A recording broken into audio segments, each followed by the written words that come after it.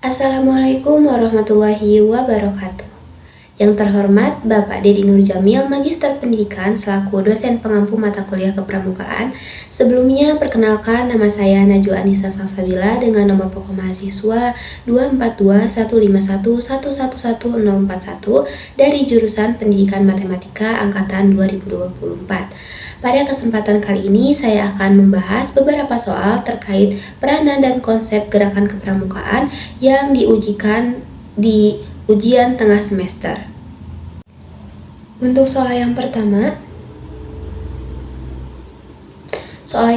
ini berkaitan dengan pembagian kelompok dalam kepramukaan.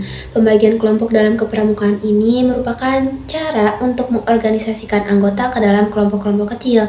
Nah, setiap golongan dalam pramuka ini memiliki nama kelompok kecilnya yang berbeda-beda. Misalnya, pada golongan siaga, nama kelompok kecilnya itu adalah barung. Pada golongan penggalang, nama kelompok kecilnya itu adalah regu.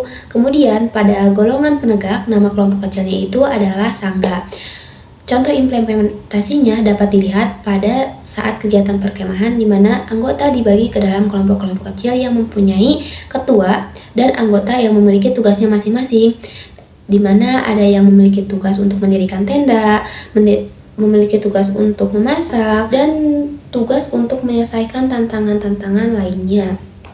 Menurut saya, pembagian kelompok dalam kepramukaan ini sangatlah penting karena untuk melatih kerjasama, tanggung jawab, kepemimpinan, serta untuk melatih komunikasi antar anggota. Untuk soal nomor 2 ini berkaitan dengan asas dan lambang pramuka. Asas dalam kepramukaan itu merupakan dasar nilai yang menjadi pedoman dalam pelaksanaan kegiatan pramuka.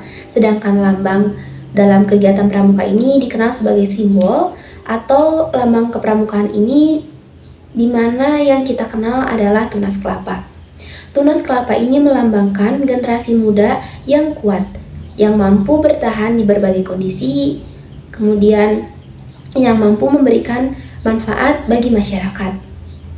Asas dan lambang dalam kegiatan kepramukaan ini merupakan bagian yang sangat penting karena ingin melambangkan atau mencerminkan dasar-dasar nilai yang ingin ditanamkan dalam kepramukaan, seperti kemandirian, tanggung jawab, kemudian semangat pengabdian untuk bangsa. Untuk soal nomor 3 ini berkaitan dengan fungsi dan peranan pramuka dalam pendidikan bangsa. Kepramukaan memiliki peran penting sebagai sarana pendidikan nonformal yang membantu membentuk karakter generasi muda. Melalui kegiatan kepramukaan, anggota dapat melatih kedisiplinan, kerjasama, kepemimpinan, serta melatih kemandirian. Selain itu, kepramukaan juga dapat melatih keterampilan hidup, seperti kemampuan pemecahan masalah, dan kemampuan untuk beradaptasi dengan lingkungan.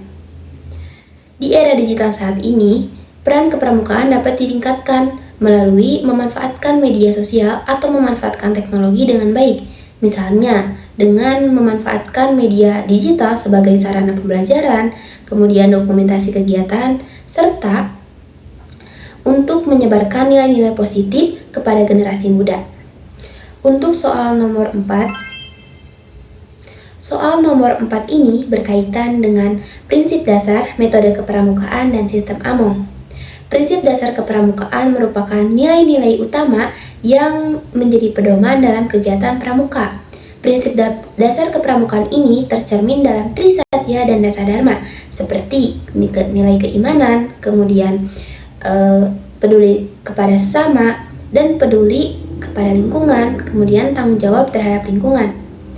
Metode kepramukaan ini dilakukan dengan metode learning by doing atau belajar sambil melakukan.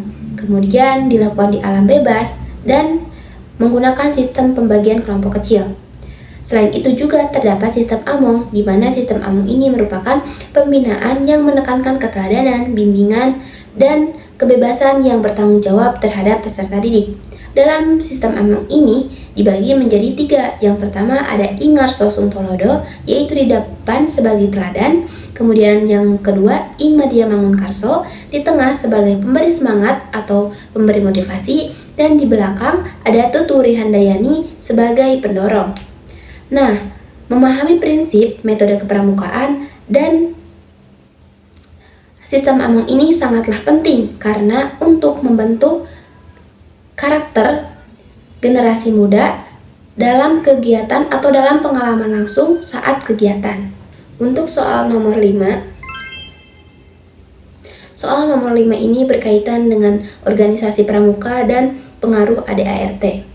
Organisasi pramuka sebagai organisasi nasional ini memiliki struktur kepramukaan atau struktur organisasi yang terdiri dari gugus depan, kuartir ranting, kuartir cabang, kuartir daerah, serta kuartir nasional.